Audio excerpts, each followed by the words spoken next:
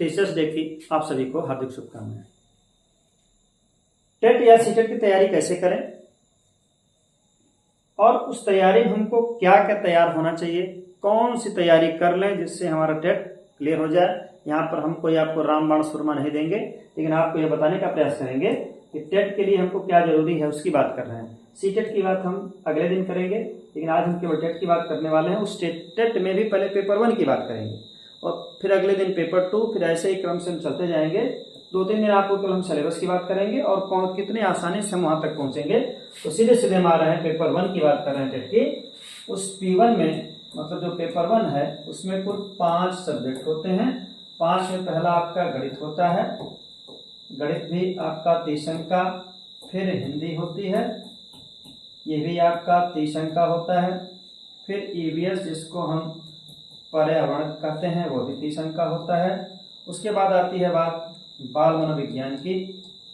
बाल मनोविज्ञान ये भी आपका 30 अंक का होता है, कुल 120 हो जाता है। अब बात और बचती कि 30 अंक की, और 30 अंक और कहाँ से आएगा।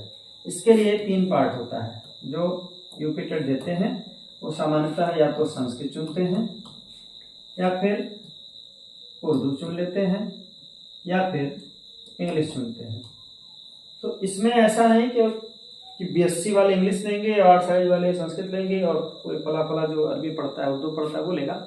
इस तीनों में से कोई भी एक ले सकते हैं आप, चाहे आपका विषय जो भी रहा हो, उससे मतलब नहीं होता है। आप जिसको हल करना चाहते हैं हल कर सकते हैं।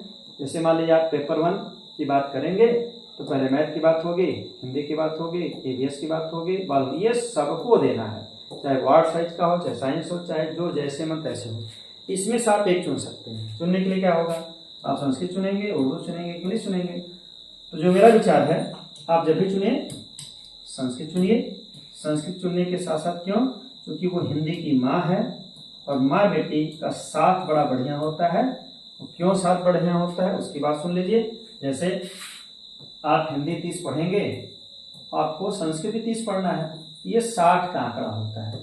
और 60 में से यदि आपने 50 अंक भी हासिल कर लिया तो बचती है बात किसकी, मैथ की। हम मान ले रहे हैं आप कुछ भी तैयारी आपकी नहीं है तो आप 15 तुक्का के सहारे 15 पहुंचते हैं या 10 पहुंचते हैं। मान लीजिए मैं कह रहा हूं 15 आप पहुंचते हैं तो आपका ये 65 हो जाता है। अब बात आपकी बचती है कितनी, अब आपका EVS 30 होता है, EVS ये भी 30 का बचता है, और बाल मनोविज्ञान ये भी आपका 30 बचता है। बाल मनोविज्ञान ये भी 30 का बचता है। यहां से दोनों मिलकर मान लीजिए आप 30 ही पाते हैं, दोनों मिलकर, तो आपका आंकड़ा कहां पहुंचा, 65 ये पहुंच गया और 30 ये पहुंच गया, मतलब ये 95 पहुंच गया। एक सामान्य आंकड़ा हम बता रहे हैं। तो जिसमें सबसे ज्यादा मदद कौन करेगा, वो हिंदी संस्कृत करेगी, क्योंकि इतनी आसान होती है। आप जरा सा भी ध्यान देंगे तो आपको ये 60 में 50 का आंकड़ा आप छू लेंगे। मान लीजिए एक आध नंबर इधर होता है, तब भी जो 82 की राह देखते हैं वह भी बड़े आराम से पार हो जाएंगे, और जो 90 की राह देखते हैं कि हमको 90 पाना है, 82 के लिए मैंने बता दिया कि आप हिंदी संस्कृत से 50 पा जाएंगे, हिंदी संस्कृत से 50 पा जाएंगे। और बचती है बात केवल 32 की। अब सोचिए 60 नंबर में सबसे ज्यादा दूरी जो तय कराएगी वो आपकी हिंदी और संस्कृत कराएगी। मैथ तो सबको कठिन लगता है। हम मान लेते हैं मैथ में आप 10-5 नंबर ही पाते हैं, जिसको कुछ नहीं आता, लेकिन यहाँ पर आपको हम उसकी भी राह दिखाएंगे कैसे क्या करना है। तो आज केवल मैं सिलेबस की ही बात किया हूँ, फिर सुन लीजिए, इसमें कुछ पढ़ाई लिखाई की बात नहीं करेंगे, क्योंकि मैं आपको एक दिशा दिखाने का प्रयास कर रहा हूँ कि आपको आसानी क्या होगी। आप हिंदी को और संस्कृत को दोनों को साथ लीजिए, और जब दोनों को साथ लेंगे तो निश्चित रूप से आप 60 में 50 निश्चित रूप से पाएंगे। फिर इसके बाद आपको यात्रा केवल 40 की करनी है, मतलब 90 अंक और बच रहे हैं। जब 60 में आप 50 पा गए तो 90 में से केवल 40 लेना है, मतलब 50% से कम, 50% से कम का आंकड़ा आपको लेना है। और वो आंकड़ा कैसे आप छुएंगे उसकी बात हम कल करेंगे। आज केवल आपको हम ये बता रहे हैं कि आपके दिमाग में हमेशा हमेशा ये चलना चाहिए कि हमको हिंदी के साथ संस्कृत ही लेना है।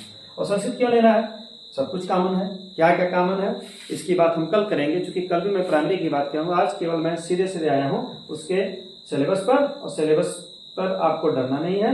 आपको एक आंकड़ा केवल ध्यान क्या देना है कि हमको जब भी टेट की तैयारी करनी है तो टेट की तैयारी के लिए सीधे सीधे आपको सबसे ज्यादा ध्यान हिंदी और संस्कृत में देना है। 60 का है, 60 में अगर आप 50 कर गए, 45 भी कर गए, मैं मिनिमम मानता हूं 45 से नीचे आप नहीं जा सकते, 45 आप पा सकते हैं। और सोचिए 45 के बाद 90 में से 45 पाना है, 45 तो मिनिमम आएगा, ये 50-55 तक जाता है, लेकिन मैं मिनिमम बता रहा हूं। अगर 45 की आप राह देख रहे हैं तो बड़ी अच्छी बात है, लेकिन आपको राह देखना है 55 का। सारी बातें कैसे करनी है, क्या करनी है, कौन व्याकरण है, कितना कॉमन है, उसकी बात हम कल करेंगे। आज केवल शिक्षक दिवस पर मैं चर्चा करना चाहता हूं। आप अध्यापक हैं या अध्यापक बनना चाहते हैं तो आपको निराश होने की जरूरत नहीं है। आपको यह ध्यान देना है कि हमको किस तरह से तैयारी करनी है। टेंशन नहीं, बिल्कुल अटेंशन में रहना है। इसी के साथ सभी को एक बार पुनः शिक्षक दिवस की हार्दिक शुभकामनाएं। मिलते हैं कल इसके सिलेबस को और विस्तार से देखते हुए कि हिंदी और संस्कृत में क्या कॉमन है, कौन पढ़ेंगे तो कौन तैयार हो जाएगा। आपको 4 विषय ही पढ़ना पड़ेगा।